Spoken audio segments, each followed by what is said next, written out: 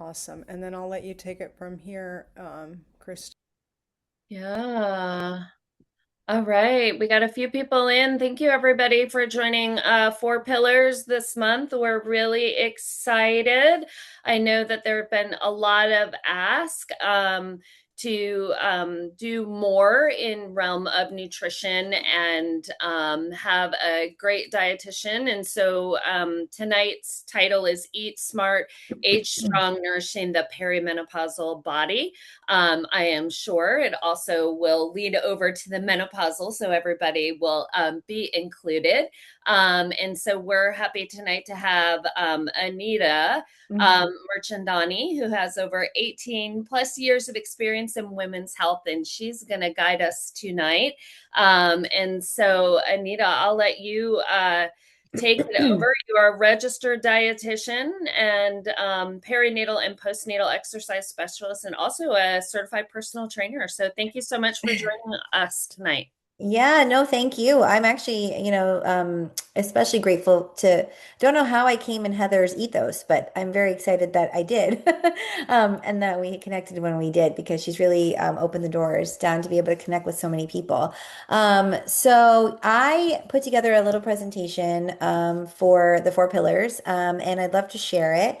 I can share my screen if that works.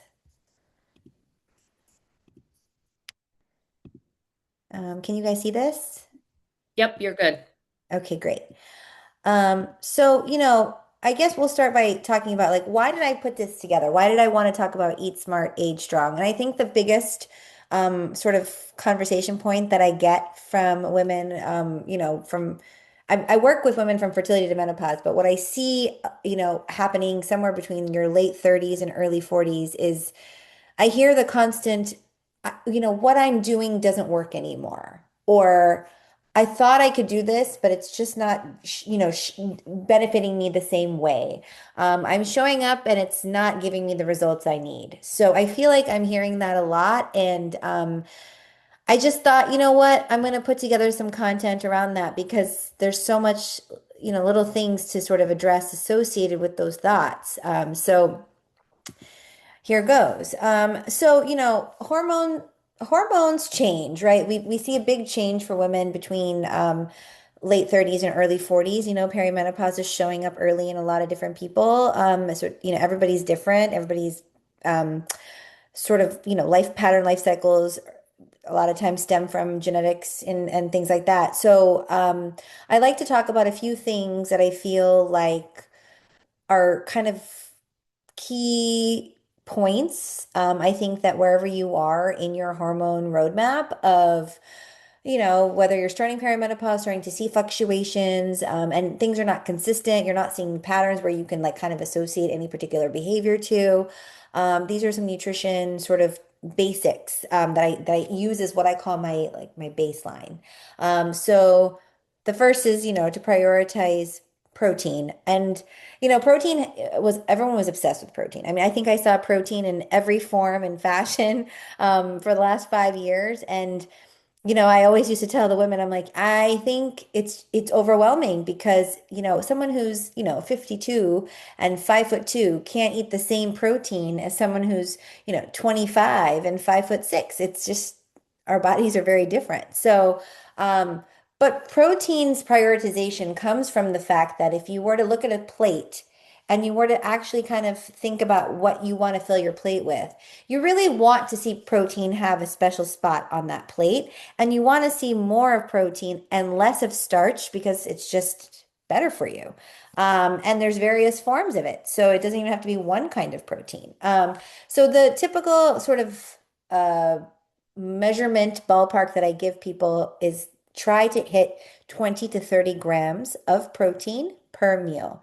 So on a given day, that's anywhere from 60 grams to 90 grams. And I think this is a very good gauge. And just for reference, if you're taking a palm portion of, our palm is like, let's say animal meat, if we're doing like a, chicken breast or something, a palm portion is anywhere from 21 to 25 grams of protein. So right there, you got a piece of protein. So just for some visual reference. Fiber, though, I think in the last 4 years, I probably think in the last year it's getting its clout, but in the last 4 years it's been neglected. Now, from my perspective, it's always been important. But people talk about what they talk about. So fiber, we recommend, the recommended daily allowance of it, and we try to emphasize that as dietitians is 25 to 30 grams per day. And the reason this is important, and especially as we age, is because fiber is what helps steady our blood sugars. So dietary fiber helps get your blood sugar regulated, and when we eat it, typically, as part of our meal, as part of another, sort of a plate participant, and consuming some of the fiber first before we start eating the starch and the protein can really help absorb some of the more sensitive foods that might spike your blood sugar, that might be more, higher on the glycemic index scale. Fiber kind of packages that and kind of doesn't let like our small intestine kind of like trigger the spike. It kind of keeps it calm. So I really like to talk about fiber because I think that it's something that we forget about often. So 25 to 30 grams per day, the same way I would say 20 to 30 grams of protein per meal, I say 10 grams of fiber per meal. Choose healthy fats. So the reason I bring this up is because I see a lot of women go low fat because fat is the most dense macronutrient. It's 9 calories per gram. And most people are like, well, I'm eating low fat. I've swapped this out. I don't eat this anymore because it's so caloric. And you need to eat a certain amount of healthy fats for a couple of reasons. One, consuming healthy fats helps burn fat because fat burning comes from blood sugar stabilization. Balanced macros helps achieve that. Number two, healthy fat intake has a correlation with ovulatory function. So we don't want to see such restrictiveness with fats. And number three, the omega-3s and unsaturated are anti-inflammatory. So, leaning towards and embracing an anti-inflammatory and Mediterranean type diet is really great, and it's important in this phase of women's lives.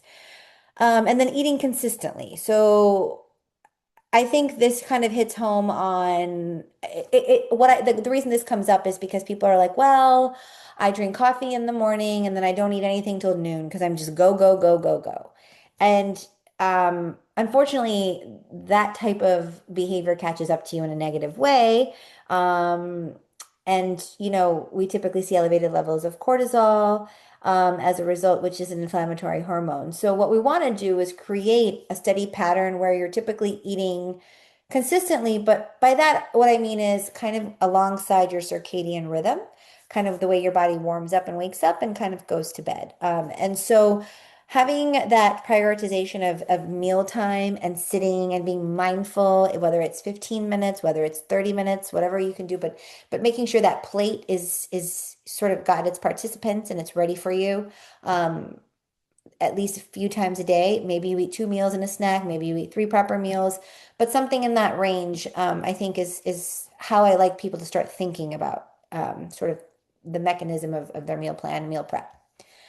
So we're going to move on to preserving energy and supporting cortisol. So we talked about cortisol briefly. What typically happens is a lot of women in this go, go, go phase of life tend to have elevated cortisol, and it may not necessarily be something where you might actually get tested for and see it consistently high. It's more of like this mechanism of action where what I see is certain behavioral strategies that continue to elevate it, but not necessarily. It's not prolonged for periods of time, but it's the constant push of it. And so, what causes that? Well, number one, coffee on an empty stomach has potential to unwantedly elevate your cortisol. And so I like to tell people, when you wake up, hydrate. You can hydrate with regular water, warm water with lemon, water, electrolytes, whatever hydration support you prefer. And then wait about 60 to 90 minutes and then try to have your coffee with your breakfast, which helps balance your blood sugar better. And kind of the package between the caffeine plus the breakfast meal, which would hopefully, piggybacking of what we said before, have protein and fiber and healthy fats can kind of all create a better response for your blood sugar. Um, being able to include foods that are anti-inflammatory at every meal can also help preserve your energy because it doesn't feel draining when you are in a non when you're in an inflammatory state, you tend to feel fatigued, but when you're not, you tend to see the energy preserved, and you feel it in different ways. You might have more pep in your step. You might see after a few weeks of performing some of these changes, you might wake up in the morning out of bed and not feel sluggish. Your GI symptoms might improve and you might feel a little less heavy. So just some ideas to think about as you're making those incorporations into your routine. Staying hydrated, of course, is great because sometimes we forget to drink water because we're so busy, and then we either think we're hungry or we start feeling fatigued, and that's actually likely related to dehydration. Um, and then the other thing is, sort of the energy extreme. So what happens, when you're skipping meals is your body's on this adrenaline, and typically when you start eating and you reintroduce food to your system, we kind of see this crash happen because your body was so go go go, and now it's like been fed and it's like and so we don't want to see that. We want to see that steady energy and the steady blood sugar. So another change that we typically see is estrogen declining. So, and estrogen is such a key player in so many different things, but we see the natural loss of bone density and the fat muscle to fat conversion, and so it becomes more essential to prioritize calcium and vitamin D. Oftentimes, it's more popular in the form of a supplement because what I end up seeing are women are starting to have sensitivities to lactose. So, the idea of consuming, lactose-based foods is not great. And in some aspects, dairy, could be inflammatory for some people. So, typically a supplement, a vitamin D3 plus K2, and or calcium is usually the way that we see it consumed. Um, Preserving muscle, so obviously maintaining that 20 to 30 grams of protein per meal. And, just to kind of delve into that a little bit, um, for example, you could put together a salad, and the salad could have grilled chicken or tuna or steak or shrimp or, eggs, boiled eggs. And it could also have some hemp seeds. It could also have some pumpkin seeds. It could also have some nuts. And so and it could have some feta cheese or some goat cheese. And so you've got like different sources right there of protein, on your salad as part of your meal. So it doesn't have to be just you have to eat this much animal protein at one time. You can mix and match. And then the next point is supporting the strength. So, complementary to adequate nutrition is fitness.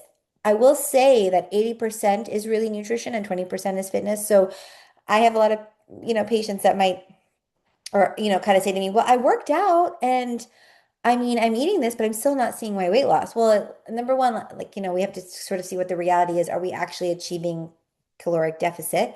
Um, but number two, making sure that when we are putting the effort in and strength training and performing resistance exercises, that we are nourishing ourselves with adequate protein. And that itself, in that mechanism, would help, sort of adhere to a caloric deficit. And yeah, thinking long term, this is all about longevity. So what we start experiencing in our 40s, it's not exactly fun, but some of these changes can really help us have better quality over the next few decades. So, it's kind of like a bigger picture. So yeah, we just a little bit of additional information on foods that sort of nourish the bones and muscles. We've got different protein sources as I discussed earlier. So it's Greek yogurt, eggs, fish, poultry, beans, tofu. If you are having a dairy issue, coconut yogurt is great. Um, and soy yogurt is also popular. There's also plant-based yogurts, but those tend to have a little bit more sugars, but still a decent source. Calcium, dairy, fortified plant milks, leafy greens, vitamin D, fatty fish, and fortified foods, and egg yolks. and magnesium and potassium. Magnesium also, we have been seeing that it is popular to consume it as a supplement. My practice, we recommend a 7 blend magnesium. It's like Mag 7, and there's more and more evidence working towards why the Mag 7 is becoming more popular, but magnesium is involved in so many different functions in the body. So, I think it's an interesting supplement to start looking into further and seeing if it works for you for your routine. And potassium as well is a key electrolyte. And nuts, seeds, avocados, sweet potatoes, spinach, all great sources. And spinach also a source of calcium, so it's kind of like mixing and match with everything. So I like talking about the visual plate method. You take a circle plate, let's assume it's like 9 to 10 inch diameter, and you cut it in half and create two semicircles. One semicircle, I like to emphasize fiber. And really that could be in the form of cooked vegetables, sauteed, roasted, baked veggies, a side salad. It could be a combination of some legumes, some nuts and seeds, and some greens, and any sort of mix and match that you want. And then protein, we have, 1/3. So you take the other half of the plate, and it's like essentially 1/3 of a whole plate. And that's kind of what we talked about. The 20 to 30 grams could be anywhere from like a palm portion of chicken breast, 2 eggs paired with, maybe a piece of cheese. If it's like breakfast time, and maybe a little bit of yogurt. And then the grain would be, ideally a high fiber, a low glycemic index. So, quinoa, sweet potatoes, brown rice, gluten-free grains that contain millet or sorghum or oat flour or almond flour as well are all sources. And then healthy fats can kind of be drizzled, whether it's a salad dressing or it's your protein cooked in something. So it can kind of be integrated across the whole plate. So yeah, here's the other thing that I think that is a nice sort of um, discussion point when we are aging. So our bodies, they process foods differently throughout the day. And I talked a little bit about the circadian rhythm earlier, but we have a natural rise and we have a natural set. And when we're eating, when our body is rising and awake, the organs are complementing the digestion and absorption process. However, when we start consuming foods later in the day, and if they happen to be heavier, and our bodies are tired because they've been awake for, the organ is tired, the organs are tired. If they've been awake for a certain period of time, they slow down. And if they slow down, they don't do their job as efficiently.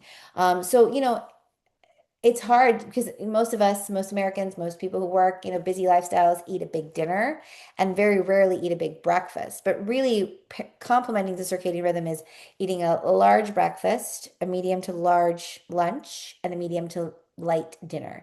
Doesn't mean you have to skimp on calories at dinner, but more strategic foods that are easier to digest and won't make you feel bloated and heavy, and it's easier for the body to sort of absorb those nutrients. So eating earlier, large meals earlier in the day is very huge. And melatonin is naturally secreted by the body, and it interferes with insulin. And when insulin and melatonin are fighting, melatonin's like, shh, all the organs are going to go to bed. And insulin's like, wait up. I got food coming down the pipeline and I got to get everything. I got to get the blood sugar out. I got to get it out of the bloodstream. I got to get into the cells. And melatonin's like, no, well, you know what? Everyone's getting tired. I don't know if they can work that hard. And so we want to actually not have that conflict. And so that's why eating earlier helps sort of mitigate that. Prioritizing breakfast, as I mentioned, is very important if you can manage that in your schedule. And it doesn't have to be like at 8 a.m. It could also be at 10 a.m. It's really kind of what's most, suitable to your schedule. And working with, a dietitian can also help address like what is the optimal time for you to start eating and why, and how do we get this routine going? And then consistency in meal timing is huge, especially for energy and blood sugar patterns.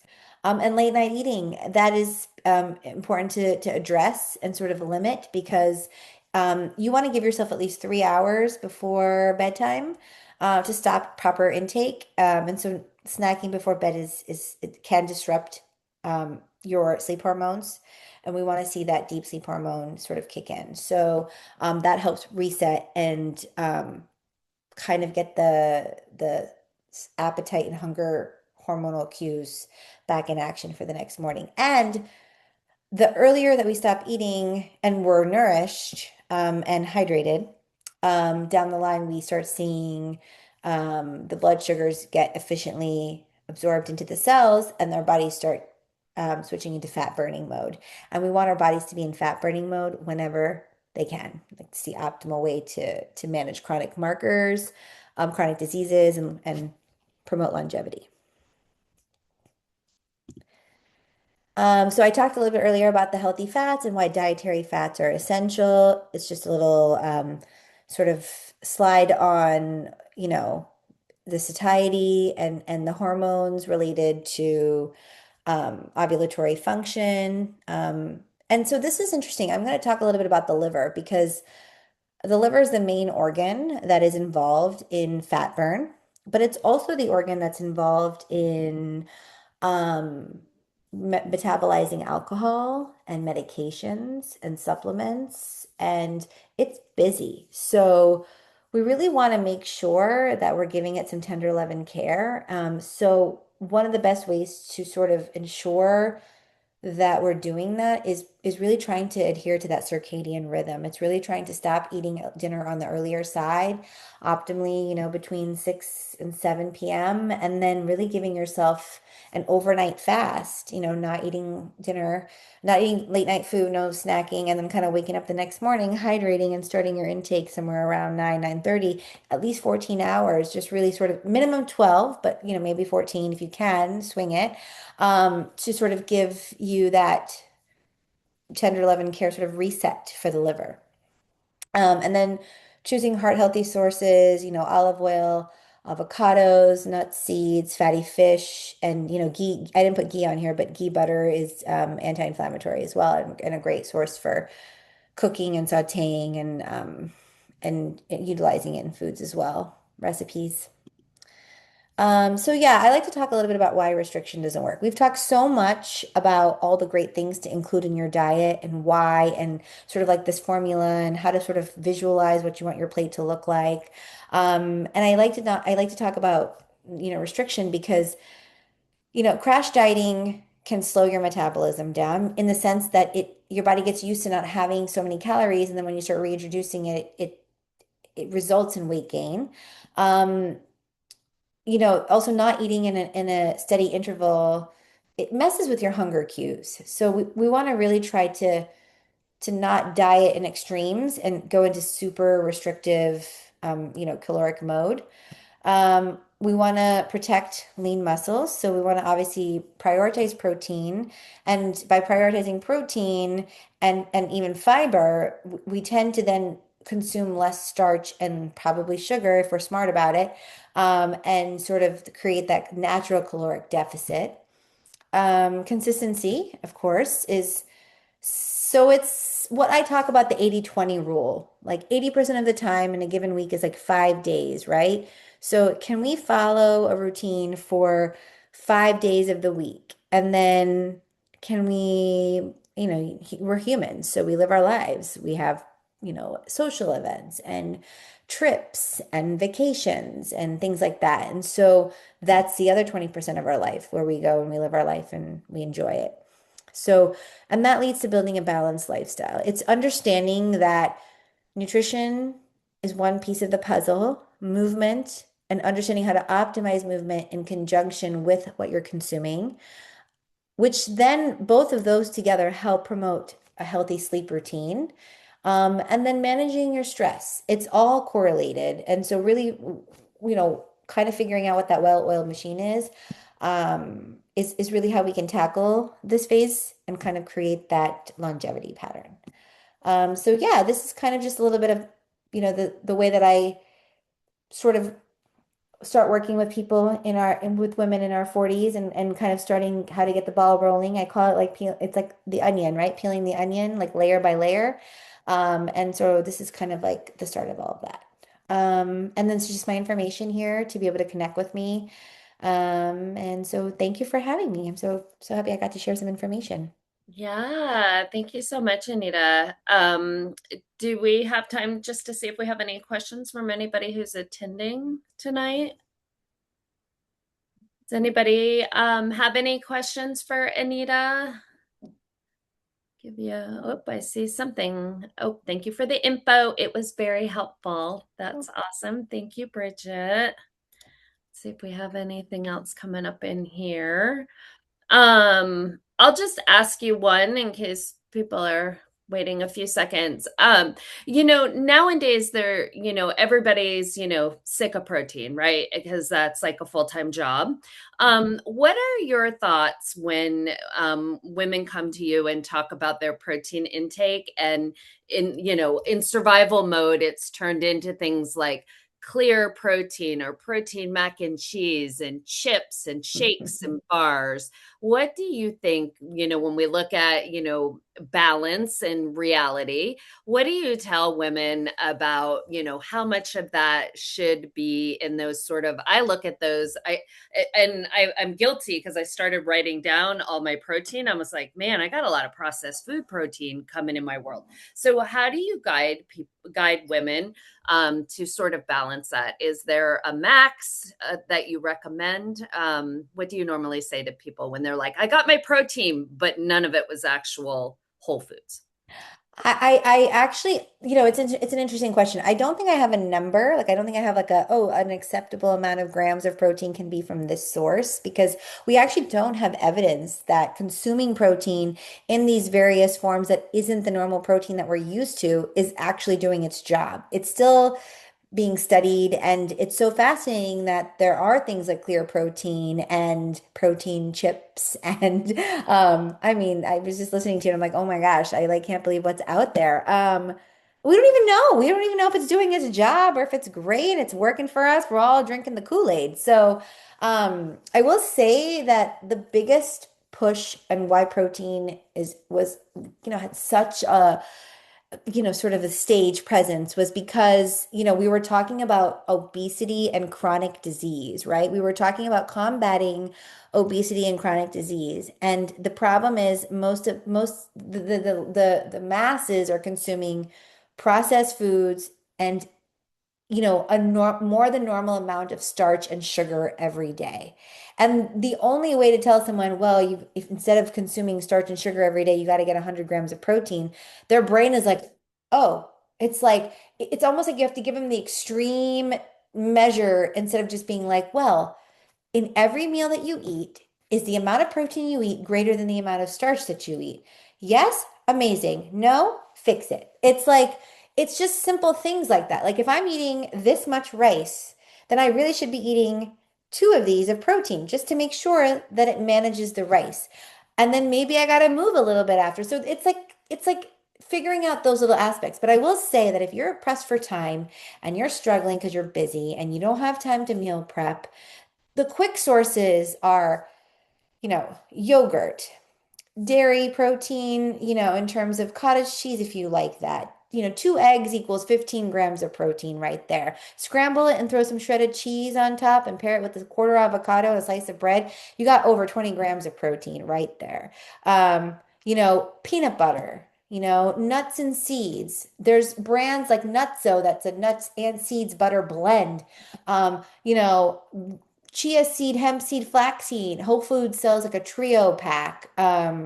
So, there's that. I actually make my own plant protein powder. I'll send you information on that. But I started making my own because I started getting upset and like distrustful of all the protein powder recalls out there. So I started making my own version of a 6 ingredient plant protein powder, which is high in fiber, a healthy fat, and sources of protein. And it's been amazing for me personally, my journey. I've noticed my cholesterol drop, my LDL dropped 40 points. Not that it needed to, but it just did that because that's what dietary fiber does.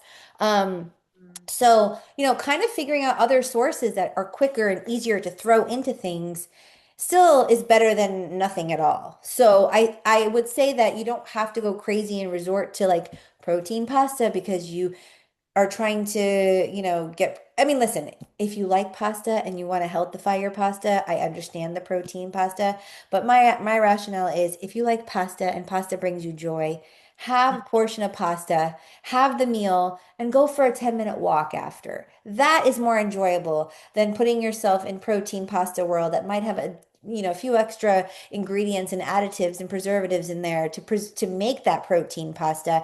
Then you feel discomfort, and then you got to deal with all those other things, and then you've just created it like sort of a domino effect of not feeling so great because you've been trying to do all these other things to be healthy. So that's kind of my perspective on that. That's awesome. There's some chatter going on about psyllium any tricks for incorporating more psyllium fiber can be kind of gross. Anne said she puts hers in yogurt with blueberries and walnuts, and just said yogurt is great for a sneaky fiber. I psyllium husk it's a funny one. I really put it in all my when I initially was trying to amp up my fiber and playing around with this whole process, I would put it in like my baked products. So like for example, if I'm making pancakes for myself and the kids or waffles or muffins or any baked goods really, I throw it in there or like if I'm making like a sauce from scratch, you can throw in a little bit a couple of teaspoons of psyllium husk in there because it can like thick it causes like a thickener. So I would do it that way. It is kind of gross, so I'm not gonna lie and tell you like you can it's tolerable, but I try if I my tips are usually keep it hidden. And dissolvable as best as possible. That's awesome.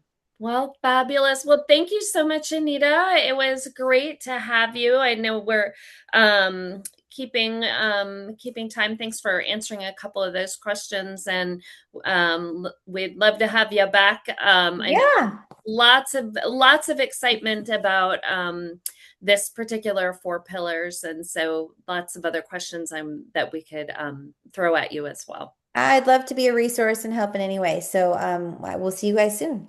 Yeah, thank you so much. And Anita is licensed in all 50 states and accepting insurance. And so you have her contact information. Please reach out to her if you're looking for someone that can help you with your wellness and food journey. All right. Thanks, everybody. Have a good night. Thanks, Anita. Reach out if you have any questions. Thank you.